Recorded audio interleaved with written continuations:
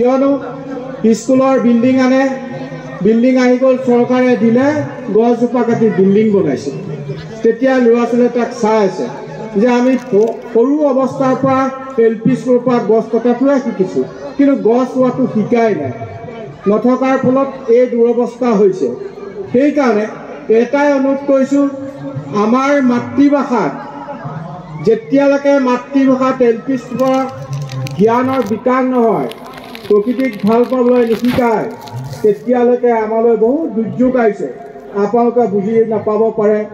বিশ্ব সংঘত গৈ গৈ যিটো অনুভৱ, আমি উত্তৰ পূৰ্বাঞ্চলটো 100 বছৰৰ ভিতৰত পানী নাইকিয়া হ'ব বুলি কৈছে। তামিলনাডুৰ বৈঠকত 100খন দেশৰ, আকৌ ফ্ৰান্সৰ এজন বিজ্ঞানীয়ে আজি 8 মাহ আগতে কৈছে 28 বছৰত নাইকিয়া হ'ব, আমি পানী পানী বুলি মৰিব লাগিব। তেনেকুৱাবিলাক দুৰ্যোগ আহি গৈছে। জলবায়ু পৰিৱৰ্তনত সাগৰৰ পৃষ্ঠা 9 ইঞ্চি বাঢ়ি গৈছে। তেতিয়া সাগৰৰ কাষত থকা দেশ, আমাৰ ভাৰতৰ বন্দৰবিলাক তামিলনাডুৱে হওক, কেৰালাই হওক, বম্বে হওক, কলকাতাই পানী তললৈ গুচি যাব। তেনেকুৱাবিলাক সৃষ্টি গুচি আহিছে, আমালৈ দুৰ্যোগ আনিছে। সেইকাৰণে আহকচোন, সেউজীয়া পৃথিৱীখন সেউজীয়া কৰা, গ্ৰীণ ইণ্ডিয়া কৰা।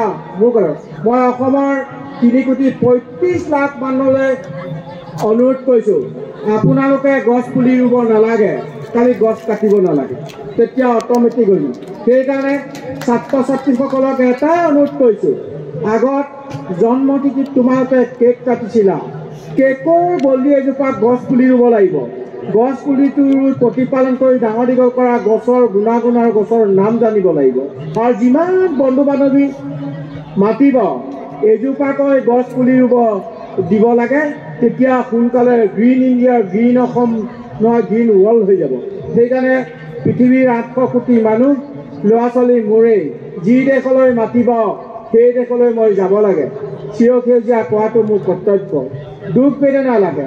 আমাৰ বিশেষকৈ মহিলাসকলে মনত ৰাখিব, আমাৰ ছাত্ৰ ছাত্ৰীৰ কেইদিন নাম লগালৈ